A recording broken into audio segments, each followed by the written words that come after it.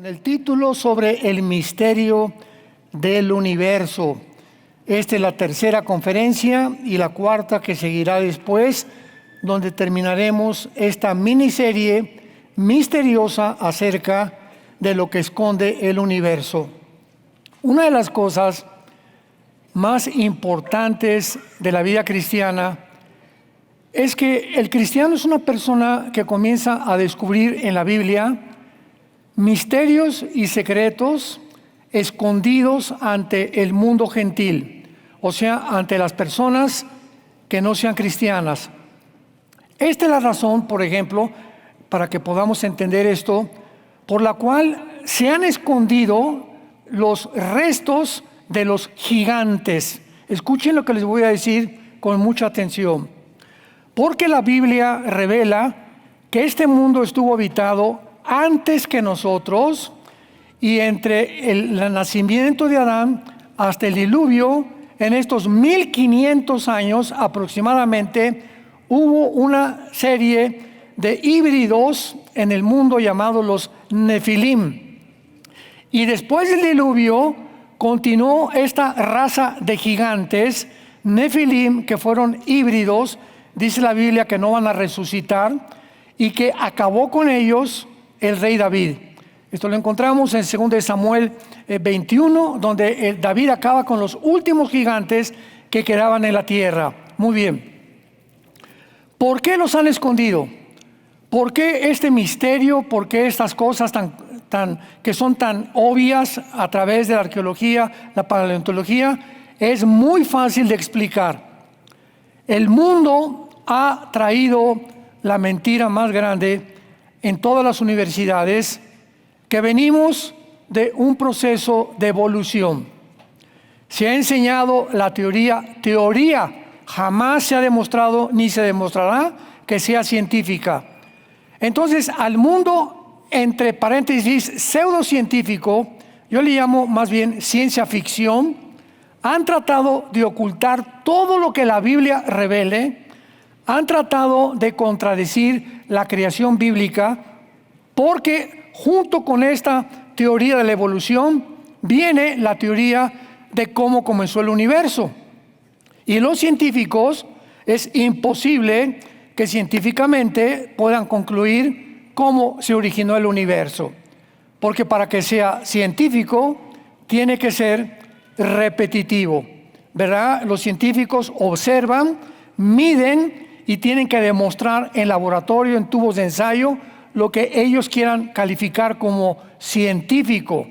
Entonces es imposible, porque nadie estuvo cuando existió el universo, corroborar cómo existió el universo.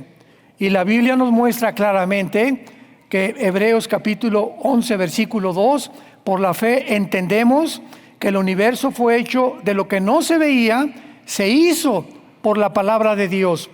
Y esto no solamente es creer algo a secas o algo completamente no objetivo, subjetivo, sino que la Biblia nos da las pruebas, escúchame bien, nos da las evidencias científicas de que así fue hecho. Por ejemplo, la teoría de la evolución es completamente contradictoria científicamente. ¡Qué ironía! La segunda ley, la termodinámica, establece que todo se descompone, todo se oxida, todo se echa a perder, contradice la teoría de la evolución.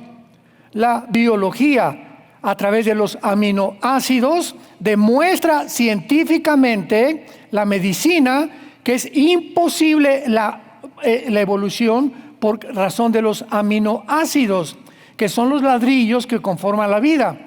Y finalmente, la física, la misma ley de la entropía, de la segunda ley de la termodinámica, y la cerecita en el pastel, que acabó con la teoría de la evolución, fue en 1954, cuando los doctores Crick y los doctores Watson les dieron el premio Nobel de Medicina porque descubrieron el ácido desoxirribonucleico, que es el ADN. La molécula del ADN, que demuestra que el esperma de un chango no se puede mezclar con una cabra, el de un gato con una gata, el de un caballo con una burra. Es imposible la mezcla genética de los espermas de las aves, de las frutas, de los animales y de los seres humanos. Cosa que deshace totalmente, por lo cual no se ha encontrado la mutación entre una especie y otra especie.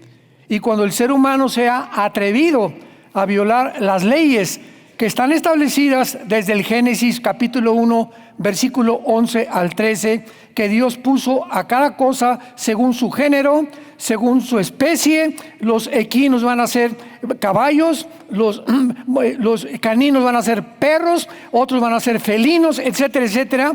Cuando vemos esto, es donde comprobamos realmente que la Biblia es más moderna que el periódico de mañana en la mañana.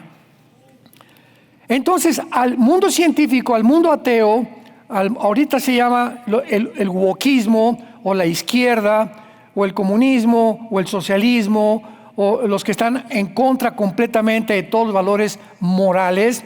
Hace 3 días me entrevistaron en una cadena de televisión en Estados Unidos y me preguntaron, bueno, ¿usted cómo puede definir claramente quiénes son los buenos y quiénes son los malos ahorita en el mundo? ¿Dónde está la luz y dónde está la tinieblas, que lo vamos a analizar profundamente? Y les dije, mire, el mundo se divide, olvidémonos ya de filosofías, democracia, demócratas, capitalistas, libre mercado, republicanos, vamos a olvidarnos de los títulos de los seres humanos. El mundo se divide simplemente sobre una base moral, ética de conducta entre el bien y entre el mal. ¿A qué se refiere?, me preguntaron, y les contesté, muy bien, del lado derecho estamos los que amamos la familia, los que sabemos que la familia es un papá, una mamá y niños. Esa es una familia judeocristiana de hace 6,000 años. 3, estamos en contra del aborto, estamos en contra de la ideología de género y estamos en contra de que se enseñe a los niños de 5 años a masturbarse y a introducirlos en el sexo, cosa que es una abominación completamente tanto gentil como civil como espiritual. Y del otro lado están todos los que están en contra de esto, en contra de la familia, a favor del aborto, a favor de la ideología de género, a favor de todos los principios que establecen las bases de una sociedad. Entonces, usted dígame, le pregunté a la periodista, era una señora ya grande, ¿de qué lado está usted? Le dije, porque si me dice que es feminista, la ahorco. Después de eso, me dio mucha risa porque se quedó así como pensando, ¿de qué? Se hizo así misma, ¿de qué lado estoy yo? Y me dice, no sé. Le digo, pues usted tiene ya que decidirse, le dije, porque usted es una periodista de un periódico bastante conocido en Estados Unidos, que usted tiene que tener ya sus convicciones morales, porque es lo último que la gente quiere aceptar. Entonces vivimos un mundo muy confundido, precisamente porque ignoran las Escrituras y el poder de Dios. Cristo estableció y atribuyó cualquier error científico, intelectual, filosófico, moral, a ignorar la raíz que se encuentra en la palabra de Dios. Y así como la teoría de la evolución, tenemos la de los gigantes y tenemos también la de las pirámides.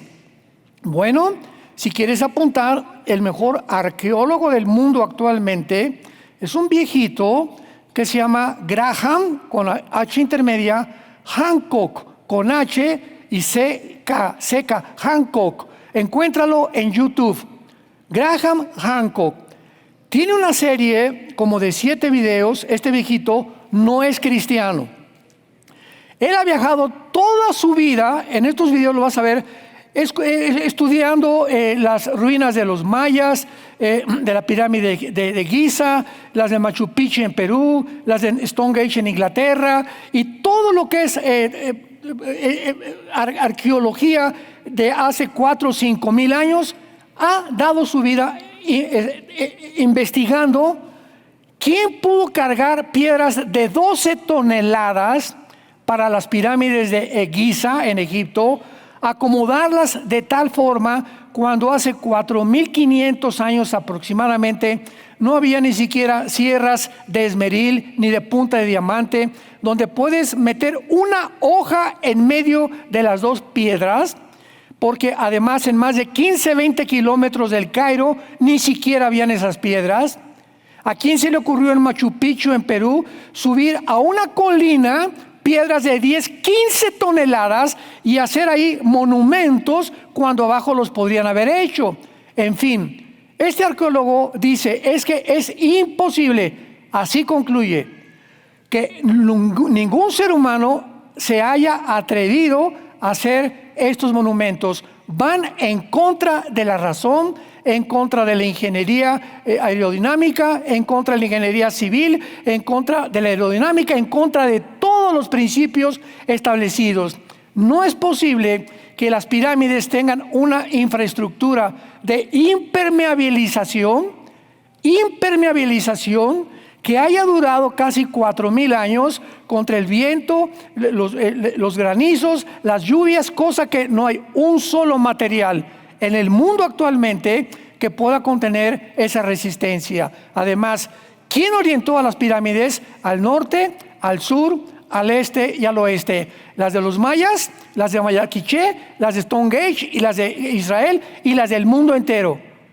¿Cómo es posible que hace 4.000 años, cuando no había transporte, ni había celulares, ni había teléfonos, se comunicaran los de mayas o los que hicieron los mayas con los de Machu Picchu, con los de Egipto, para que hicieran las mismas estructuras con el mismo peso de las piedras y alineadas a los 4 puntos cardinales del universo? El viejito Graham Hancock concluye y dice, fueron los extraterrestres. Y tú sintonizas Calvary Chapel, ¿verdad? Que es una organización religiosa muy grande en el mundo. Puedes sintonizarte todos los canales de televisión que hablan de esto, como National Geographic, Discovery Channel, y todos están de acuerdo. Los extraterrestres pisaron el mundo antes que nosotros. De ahí viene la famosa Atlántida también, donde hay la Antártida que esconde secretos. Y de esta forma, todo esto está escondido porque la Biblia nos habla claramente que nuestro mundo fue habitado antes que nosotros por los ángeles caídos. Y lo encontramos, lo vamos a ver en Isaías 14, Ezequiel 28, Ezequiel 31, etcétera, etcétera, etcétera. Entonces, antes de que estuviéramos nosotros, hubo una civilización de ángeles. ¿Dónde? Vamos a Génesis capítulo 1, vamos a comenzar desde ahí. Quiero irme con muchísima lentitud para que puedan ustedes ir absorbiendo, entendiendo por qué es un misterio el universo a la mente humana no espiritual. El capítulo 1 del Génesis, versículo 1 y 2, ya nada más entrando a abrir la Biblia, hay una gran controversia entre lo que pasó entre el versículo 1 y el versículo 2. Y entre todos los teólogos del mundo, no hay más que 2 opciones. Las vamos a ver y tú vas a probar con cuál te quieres quedar, de acuerdo al peso teológico que vamos a ofrecer y a las evidencias que vamos a ofrecer. Porque así es la Biblia. Yo vengo a estudiar la Biblia y voy a un seminario fulano de tal y recibo una educación formal donde muchas cosas me esconden de versículos de la Biblia, porque había teólogos hace 40, 50 años que no lo podían explicar. Entonces yo tengo la responsabilidad como estudiante de la Biblia, amante y apasionado por la verdad, de escudriñar, de investigar, de inquirir y de buscar respuestas. Porque esa es la responsabilidad. Siempre que voy a un seminario teológico de estudiantes que me gusta muchísimo, les digo eso a los estudiantes. No se queden al salir del seminario ya eres doctor en teología, ya tienes un máster en teología, ya tienes esto. No se queden ahí. Sigan investigando, sigue estudiando, sigue buscando, porque nunca dejaremos de ser discípulos. Nunca, ni en la otra vida tampoco. Dice Isaías capítulo 2, versículo 2, que vamos a ir al monte de Jehová en el milenio a seguir oyendo a Jesucristo, seguir enseñándonos. Así que siempre estamos dispuestos a ¿qué cosa? A aprender. Porque si te cierras, no, ya lo sé todo y esto yo nunca lo había oído, bueno, ahí quédate, no hay ningún problema. Y quédate en ese escalón y no te gradúes en otro más, que Dios quiere que tú subas en la profundidad del conocimiento espiritual. En el principio Dios creó los cielos y la tierra. Muy bien. Esta palabra principio, esta palabra principio, ¿a qué se refiere? Porque en Juan dice, en el principio era el verbo era Dios y el verbo era con Dios. Lo vamos a 1 de Juan capítulo 1, lo que era desde el principio, lo que hemos visto con nuestros ojos, lo que palparon nuestras manos tocante al verbo de vida, porque la vida, escribe Juan, la vida fue manifestada y la hemos visto y la hemos tocado. Se refería a la persona de Jesús. Y esta vida fue manifestada para que tengamos comunión unos con los otros. Entonces vemos en 3 partes de la Biblia la palabra principio. Génesis 1 en la creación, Juan capítulo 1 en el principio del verbo, que está hablando que Jesucristo desde el principio existe, y en 1 de Juan lo que era desde el principio, o sea, confirmando el apóstol Juan que Jesucristo es eterno. Muy bien, hasta ahí pues no creo que haya problema. Entonces, en el principio Dios creó los cielos y la tierra. ¿En el principio de qué? O sea, en el principio cuando no existía nada. Ni los ángeles, ni Lucifer, ni los querubines, ni los serafines, ni el ser humano, nada. En el principio, todo el universo tuvo un principio. Muy bien. De acuerdo a la física, si tuvo un principio, tiene que tener un fin. Lo que comienza, tiene que terminar. Y lo corrobora la física y lo corrobora la Biblia. Vamos a brincarnos rápidamente a Hebreos capítulo 1. La física, la ley de la física, que son las leyes más donde todas las demás leyes están basadas en la ley de la termodinámica. La segunda ley de la termodinámica establece que todo tiene un deterioro, que todo se descompone, que todo se tiene que echar a perder, que todo se tiene que oxidar.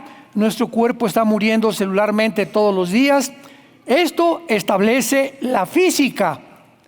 Ahora vean que la Biblia se adelantó casi 2000 años a la primera y segunda ley de la termodinámica. Hebreos capítulo 1, versículo 10. Escucha. Tú, oh Señor, en el principio fundaste la tierra y los cielos son obra de tus manos. Ellos perecerán, mas tú permaneces. Todos ellos envejecerán como una vestidura. Como un vestido los envolverás y serán mudados. Pero tú eres el mismo y tus años no acabarán.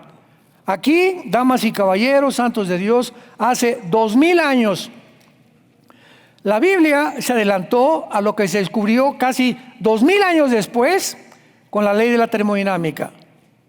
Que el universo se tiene que acabar. Que el universo no es infinito. Ni tampoco, escuchen, ni tampoco la distancia del universo. Una vez le pregunté a una persona, ¿tú crees que el universo es infinito? O sea, que no tiene fin. Sí. Le dije, pues no, porque la Biblia muestra que es como una tela, lo vamos a ver, que es como algo que Dios hizo y se tiene que llegar a un fin. ¿Por qué tiene que llegar a un fin? Porque el pecado tiene que acabar. Y vamos a descubrir en este estudio del misterio del universo que hay el tercer cielo, el segundo cielo y el primer cielo. El primer cielo es la atmósfera, que tiene una distancia aproximada de la corteza terrestre de 8 kilómetros, 8,000 metros. Al llegar a los 7,500 o 8,000 metros ya no puedes respirar. Por eso hay montañas, creo que hay algunas más altas que necesitan ya oxígeno al subir, por ejemplo, las montañas del Everest, ¿verdad? Y de ahí, ¿qué sigue de la atmósfera? Sigue una capa grandísima de oscuridad. Se le conoce como el espacio sideral. La Biblia le llama el firmamento, que vamos a ver que fue creado por Dios. Entonces, está la atmósfera, está un espacio grandísimo que es negro. Vamos a ver que el universo no es azul, es completamente oscuro, está en tinieblas el universo, y arriba de esa capa oscura se encuentra el tercer cielo. Me estoy adelantando muchísimo, porque veo muchos que estén ya carareados. Por favor, díganos. Ya queremos saber la respuesta. Me estoy adelantando, pero nada más para que se queden más centrados. Vemos que entre el tercer cielo y la atmósfera terrestre está una capa de oscuridad, que la Biblia le llama silicio. Y el silicio es una capa que usaban los antiguos de piel muy ruda, muy burda, para ayunar y para arrepentirse. Se vestían de silicio. Entonces Dios puso como una capa de silicio entre Él y nosotros para que no nos acercamos a Él. No podemos llegar de la tierra al tercer cielo porque la carne y la sangre no pueden heredar la corrupción. Solo los ángeles pueden atravesar la capa del espacio sideral a la tierra y viceversa. Pero nosotros como seres humanos estamos limitados bajo la atmósfera, por lo cual vamos a demostrar que la vida en el espacio sideral es imposible y nunca conquistaremos el espacio. Porque esa zona está prohibida, está oscura, está en tinieblas, porque Dios nos dio la tierra, nos dio la atmósfera y debajo de la tierra para que pudiéramos nosotros en este planeta subsistir. Muy bien, regresamos a Génesis 1. Entonces, en el principio Dios creó los cielos y la tierra. Vemos entonces que es importante, todo tuvo un principio. No hay nada que haya existido eternamente, solo Dios es eterno. Pero todo lo que existe tuvo un principio, todo tiene que terminar. El sol pierde millones de toneladas masa cada segundo. Tú levantas hoy en la noche la vista al cielo y ves las estrellas que ya no existen. Lo que tú estás viendo es una luz, y esa estrella que tú crees que estás viendo tiene 15 millones de años que ya desapareció. Pero como la luz viaja de tal manera en el espacio que lo que estás viendo es la luz de una estrella, de un objeto que ya desapareció. Entonces, así podemos nosotros entender tantas cosas, que en el principio Dios hizo los cielos y la tierra. Muy bien, antes de pasar al versículo 2, que es donde se encuentra todo el meollo y toda la clave de todo este estudio, Génesis 1:2, quiero compartirles lo siguiente. En el principio Dios hizo los cielos y la tierra. En el hebreo dice Bereshit bara Elohim hasamayim et eretz. 7 palabras en hebreo. El versículo 1 tiene 7 palabras en hebreo. Síganme con mucho cuidado. No son cuernos, ¿eh? Lo me sacan, el hermano dicen sacó cuernos. La palabra del medio, ETH, en el hebreo, la palabra del medio, o sea, vemos que son 3 a la izquierda y 3 a la derecha. Y vemos desde el versículo 1 el candelero. la luz. En medio es Jesús, 3 a la derecha y 3 a la derecha, son 6. El 6 es el número del ser humano. Jesús en medio del hombre es el que lleva a la humanidad a la estatura completa. Sin Jesús estás incompleto. Bueno, eso es una cosa nada más. Entonces vemos nosotros que esa letra del medio, ETH en el hebreo, es la letra que significa el alfa y la omega. Ahí está el primer versículo de la Biblia, que durante todo el Antiguo Testamento, yo soy el alfa y el omega. Viene Jesucristo y se atribuye y se adjudica este título: yo soy el alfa y la omega. Entonces, desde el principio de la Biblia, nosotros encontramos que realmente el alfa y el omega, el principio y el fin, es Dios. Y deja su marca desde el primer versículo de la Biblia para decirnos qué cosa. Muy bien. Si desde el principio Jesucristo deja un sello en la letra de en medio de este versículo, yo soy el alfa y el omega, que es la primera letra del alfabeto griego y la otra del griego, la última del griego, está diciéndonos Dios: si yo soy el principio, solo yo les puedo revelar el principio. Obvio. Y solo yo, si soy el principio, y si yo hice el universo, les puedo revelar el final. Yo soy el alfa y el omega, el principio y el fin. ¿Dónde? Vengan a la Biblia y van a encontrar la revelación que no encuentran en ninguna librería de los billones de volúmenes de literatura que hay. Y les voy a mostrar cómo estuvo la situación y por qué se encuentran como se encuentran ahorita. Y les voy a decir cronológicamente, apegado a la historia humana, todos los imperios que va a haber hasta que venga el anticristo, todo lo que va a suceder en el mundo, lo que está pasando ahorita en esta última semana, para que ustedes, al checar la Biblia, dijo Jesús en Juan, se acuerden que yo se los dije anticipadamente y crean que yo soy. Más evidencias no podemos tener.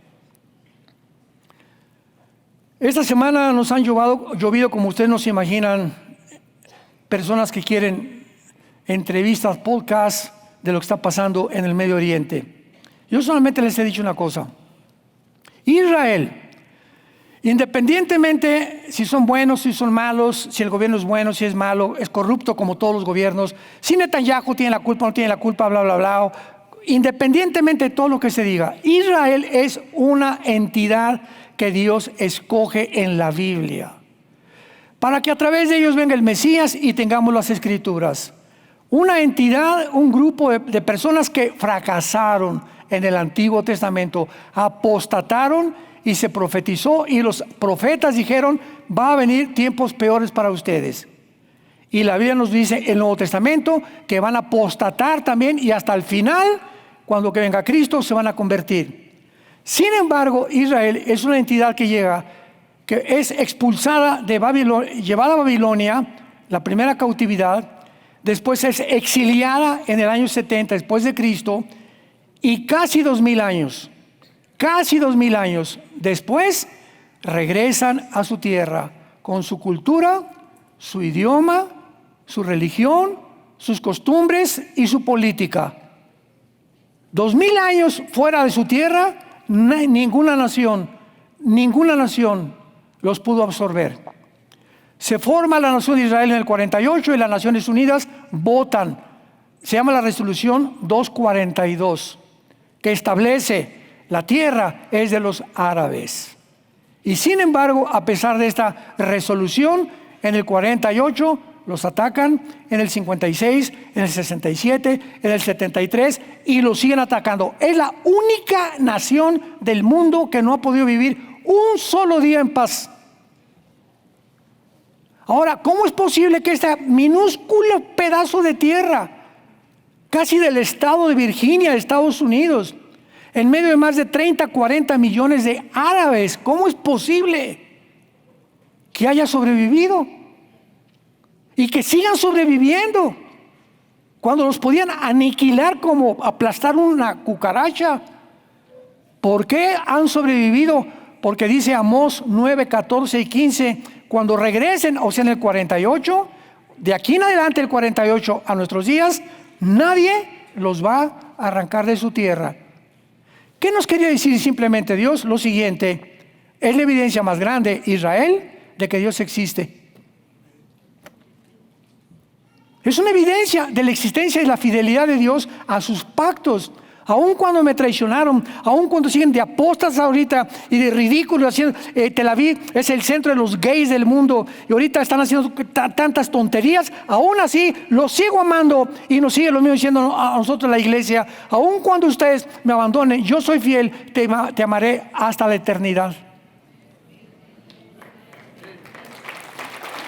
Gracias, Señor, gracias por tu misericordia. Gracias porque a pesar de que somos infieles, Él sigue siendo fiel. Eso es lo que nos está demostrando Dios, haciendo nada más como una prueba de por qué Israel sigue sobreviviendo. Muy bien, entonces al principio Dios crea los cielos y la tierra. La letra del medio es el alfa y el omega, es el principio antes de que creara Dios nada. Y entonces en el versículo 2, de una forma abrupta, de una forma intempestiva, de una forma completamente desconocida, que va en contra de cualquier ley gramatical, se establece que la tierra estaba, vean ustedes en primer lugar, desordenada y vacía. Y vamos a ver en Isaías 45 que Dios no creó la tierra desordenada y vacía. ¿Cómo puede Dios, un Dios perfecto, crear algo desordenado y vacío? Y es interesante las dos palabras hebreas que se usan aquí. Tohu, T-O-H-U, bohu. Tohu, bohu, desordenada y vacía, que significa semidestruida, desolada, completamente desértica, sin absolutamente nada que pudiera sobrevivir.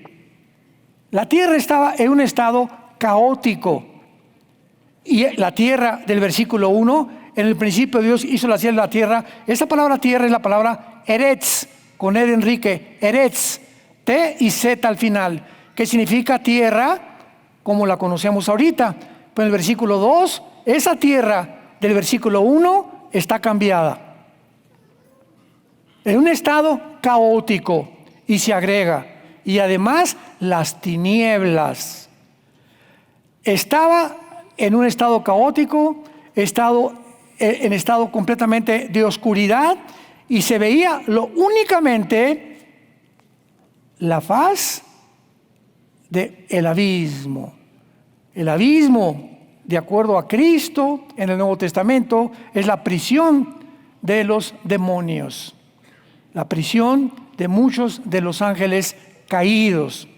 Entonces vemos nosotros que encontramos una tierra completamente desordenada, vacía, desértica, con tinieblas, con el abismo, y al mismo tiempo, en este estado en que estaba la tierra, el Espíritu de Dios se movía sobre el globo terráqueo, dice la Biblia, el Espíritu de Dios sobre las aguas. ¿Las aguas? ¿Quién inundó la tierra? Porque ya en los siguientes versículos Dios tiene que quitar el agua para que surja la tierra. En el versículo 1 no estaba tapada de agua la tierra, era la palabra eretz. Y es interesante que cuando dice el Espíritu de Dios se movía sobre las aguas, la palabra movía es la palabra en el hebreo que significa merachepet, como suena merachepet en el hebreo. Y es la palabra que se usa de una gallina cuando se pone sobre sus huevos y los empolla. O sea, el Espíritu Santo parecía, es la imagen que se nos da, como una gallina sobre sus huevos empollándolos. Ya ven que la gallina llega y se pone sus huevitos, ¿verdad? Porque no pueden empollar si no están debajo de la gallina. Entonces el Espíritu Santo se sentó como una gallina sobre el mundo y le dio la vida al planeta Tierra. cuando profundizamos la Biblia encontramos tantas cosas tan maravillosas. Pero veamos entonces a continuación claramente cómo podemos contener todos estos misterios. En la Biblia, para comenzar a corroborar que algo pasó entre el versículo 1 y el versículo 2, es por la palabra tinieblas, oscuridad. Y vemos que en toda la Biblia las tinieblas siempre simbolizan el pecado, el juicio, el temor, el alejamiento de Dios o el juicio de Dios. Siempre las tinieblas representan lo opuesto a la luz. Cuando Cristo fue crucificado entre las 12 y las 3 de la tarde, y las tinieblas se hicieron sobre la tierra. ¿Por qué? Porque en ese momento Él llevaba tus pecados y mis pecados en su cuerpo.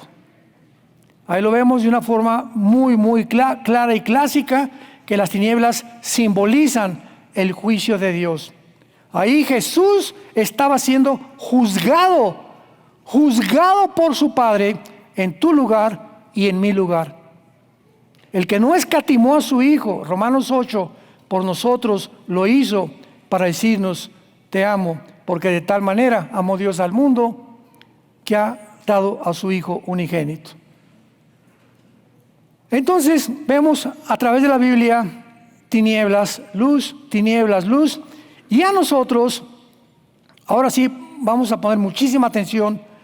Nosotros los seres humanos, antes de que recibiéramos a Cristo, estábamos así, amalgamados.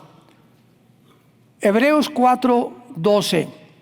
La palabra de Dios es como una espada de dos filos, que atraviesa el alma, divide el alma y el espíritu, las intenciones del corazón. La Biblia dice que antes de que fuéramos cristianos, nuestros pensamientos y nuestra alma estaba amalgamada. Este es el espíritu, este es el alma. Estábamos así, amalgamados. Todo era gris. ¿Qué es bueno y qué es malo? No chepo, no sé. Oye, mira, tu verdad es mi verdad, ¿eh? Y lo que tú piensas no creas que yo pienso lo mismo que tú. O sea, todo era relativo.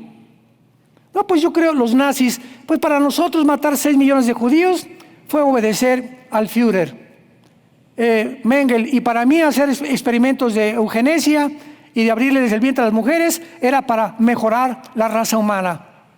Y así todo lo que hacemos nosotros es de acuerdo a nuestra perspectiva, si es bueno o si es malo. Pero cuando el Espíritu entra a nuestra vida por la palabra de Dios, la palabra de Dios dentro de nosotros separa el alma, los pensamientos, las emociones, la voluntad y el intelecto. Apúntalo, es lo que es el alma, es el asiento de los pensamientos, las emociones, la voluntad y el intelecto del espíritu. Y el espíritu es la única luz que teníamos antes de que Jesucristo entrara a nuestra vida en la persona del Espíritu Santo. Todo el ser humano que tú conoces a nuestro alrededor, todos los seres alrededor están en completas tinieblas. En completas tinieblas. A lo bueno le dicen malo, a lo malo no saben ya qué es el bien y qué es el mal. Entonces nosotros se nos abren los ojos y venimos a la Biblia y entendemos el mandamiento: Adán, de ese árbol del conocimiento del bien y del mal no comas. ¿Por qué? Porque no quiero que ustedes determinen lo que es bueno y lo que es malo. Papacito, ¿sí me entendiste, Adán? Sí, entonces obedéceme. Pero agarraron, comieron la fruta del árbol y el ser humano se llenó de tinieblas, y ahora desde entonces el ser humano necesita que la luz vuelva a entrar a nuestra vida para que sepamos qué es la vida, qué es el universo, qué es una familia, cuáles son mis responsabilidades como esposo, con mis hijos, cómo manejo mis negocios, cómo debo de conducirme, a quién le debo dar mi prioridad, ¿Cuál debe ser el objeto principal para mi existencia? Y la respuesta es Dios. Mateo 6:33, mas buscad primeramente, búsquenme, ven a mi palabra diario, ten comunión conmigo diario. Y llega, ¿sabes qué te digo, Pepito? Carmelita, Pancho, don Pancho, doña Chole, que todo lo demás te lo doy por añadidura. Yo sé lo que necesitas. Yo sé con quién te tienes que casar, el hombre con el quien tienes que casar. No busques a tu novio en la discoteca, por el amor de Dios. Ni a tu novio en una disco, ni en una fiesta. No busques en lugares donde no vas a encontrar lo que yo tengo para tu vida. No andes buscando, búscame a mí. Y en charola de plata te lo regalo. Tu gansito marinela.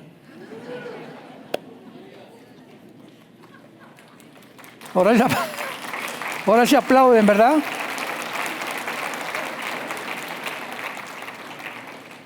Entonces ya estamos comenzando a entender que vivimos en un universo que esconde misterios, porque todo está escondido a la mente natural del ser humano. Vayamos rápidamente a la primera carta a los Corintios, capítulo 2, y veamos de qué forma tan excelsa el apóstol Pablo nos revela esto que el ser humano no comprende si no tiene al Espíritu de Dios. Vas a entender tantas cosas hoy de por qué funciona como funciona el mundo espiritual. 1 Corintios 2, versículo 10 en adelante. Pero Dios nos las reveló. O sea, ¿qué cosas nos revela Dios? Cuando ya somos cristianos, las cosas escondidas que estaban en tinieblas. Lo que el mundo, a través de la investigación científica y a través de la ciencia, no puede descubrir. Pero a Dios nos las revela a nosotros. Nos las da a conocer. ¿En dónde? En la Biblia. Por el Espíritu. Si no tienes el Espíritu, siempre tu vida será en tinieblas. Siempre vivirás en la vida dando golpes acá y dando golpes acá. Un marido, dos maridos, una esposa, dos esposas, tres esposas, cuatro esposas, dinero, tanteando, buscando, creyendo que en eso que tú estás por tus tinieblas te van a dar la felicidad o vas a descansar. Nunca llegarás al conocimiento de la verdad, porque sigues en tinieblas. Solo el Espíritu te puede despertar la mente y mostrarte el camino, porque el Espíritu todo lo escudriña, aún lo profundo de Dios. Y hace una pregunta el apóstol Pablo: ¿quién de los hombres sabe las cosas del hombre, siendo el Espíritu del hombre que está en él? Esta pregunta, si hay psiquiatras que nos visitan o que nos escuchan, o si hay psicólogos que nos escuchan, te pregunto, ¿verdad? Un señor llamado Freud, a principios del siglo XX, trató de meterse en la mente humana y descubrir cómo funciona la mente humana para poder mejorar la conducta del ser humano. Y entonces usó y dijo que la mente humana tenía consciente, subconsciente y consciente. Y que a través del hipnotismo, porque no tenía otro método para poder llegar a su conclusión, hipnotizaba a sus pacientes de histeria, enfermos de histeria, y cuando los regresaba a los 5 sentidos, creía él que mientras estaban hipnotizados los podía curar. Sin embargo, este mismo Freud era un hombre que a las 2, 3 de la mañana, el investigador se levantaba empapado en sudor, gritando a su esposa: hay alguien ahí, hay alguien ahí, mi amor, no es la escoba que está ahí recargada. Lo mismo que Hitler.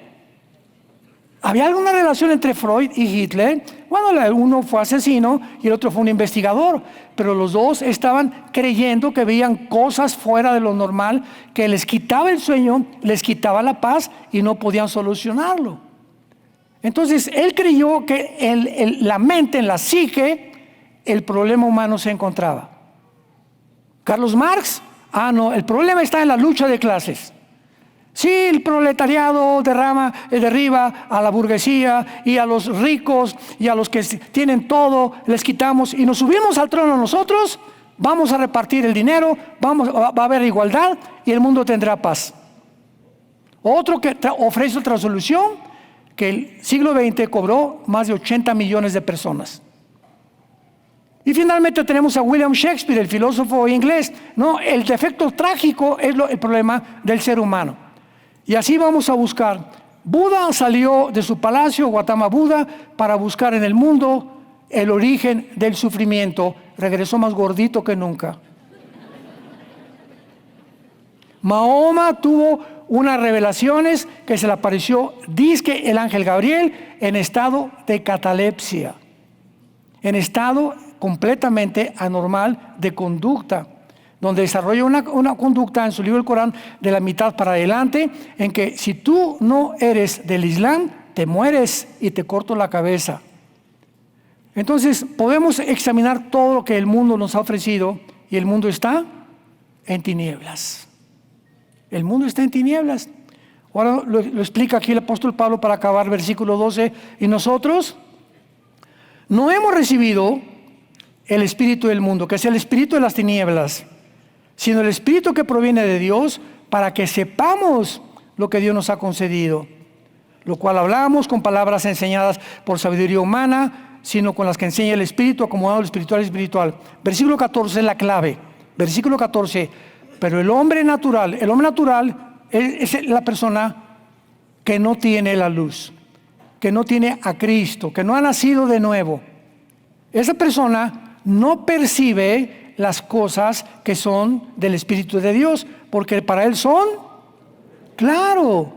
Oye, ¿cómo es que la Biblia, y Dios manda a matar a los cananitas, y pura sangre en la Biblia, y llena de contradicciones? Burro, porque necesitas luz. Te metes a una cueva a descubrir tesoros sin una lámpara.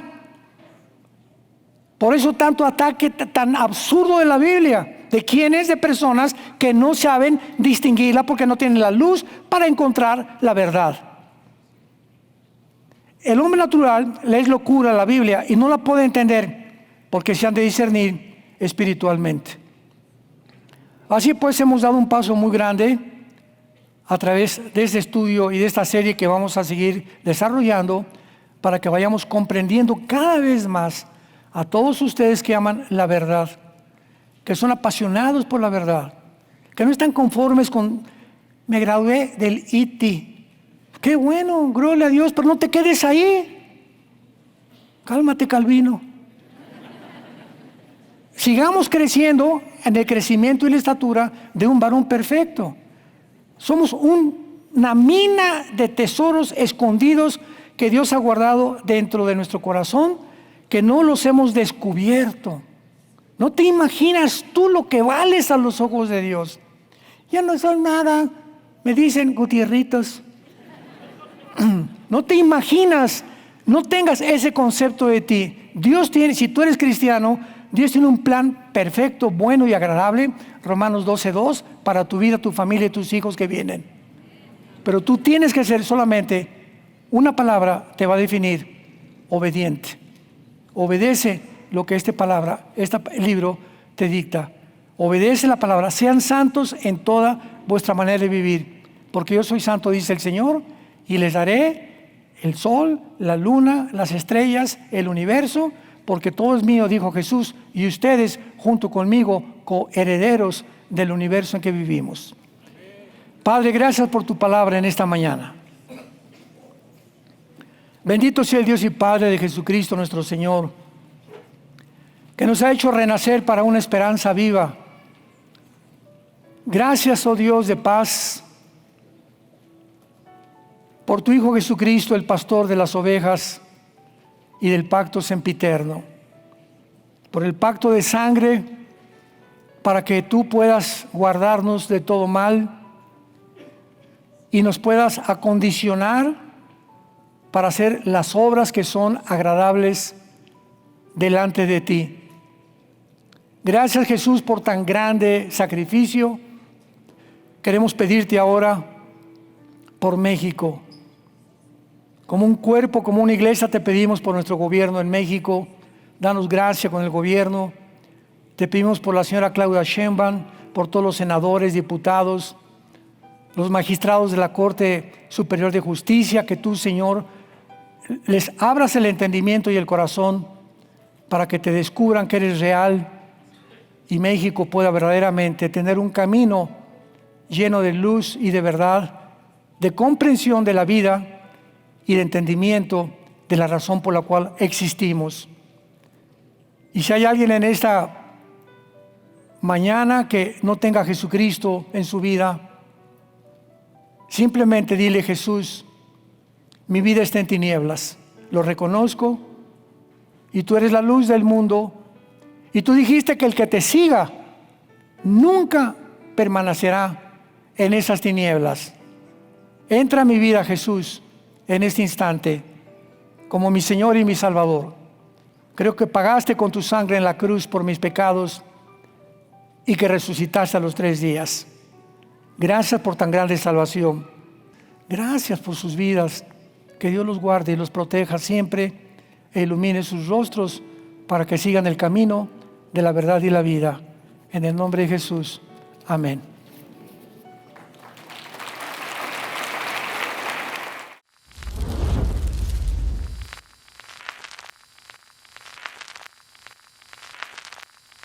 Hola, ¿qué tal? Me da mucho gusto saludarles y quisiera simplemente comunicarles que gracias a todos ustedes a través de todas las naciones del mundo que aman la palabra de Dios y que realmente están interesados en que nosotros como organización Vida Nueva para el Mundo y Armando Alducin Ministries continuemos predicando el Evangelio de la Gracia de Jesucristo y que podamos nosotros continuar haciéndolo gracias a sus donaciones. Este año cumplimos 46 años de ministerio, 46 años donde hemos predicado, hemos enseñado, hemos tenido seminarios y de diferentes formas de estudios bíblicos alrededor del mundo y hemos pensado y considerado de una forma fiel el Evangelio de la sana doctrina de Jesucristo. Nosotros, con todas estas donaciones, tenemos que sostener pastores, misioneros, obras, equipos de televisión y aún continuamos buscando la manera de poder elevar este ministerio. Hasta este momento quiero que ustedes estén enterados que no tenemos una sola propiedad como organización y así hemos trabajado durante 46 años porque le damos la importancia a la evangelización, a las misiones y también a los hombres de Dios para levantar más pastores. Le damos las gracias y que pueda Dios con su gracia tocar sus corazones y que puedan ustedes invertir en un terreno donde es fructífero, porque creemos que ha producido bastante buen fruto para la gloria de Dios. Gracias, muchas gracias por sus aportaciones y por las donaciones que sabemos ustedes continuarán haciendo para que podamos continuar siendo fieles en la predicación del Evangelio de la gracia de Dios. Que Dios les bendiga.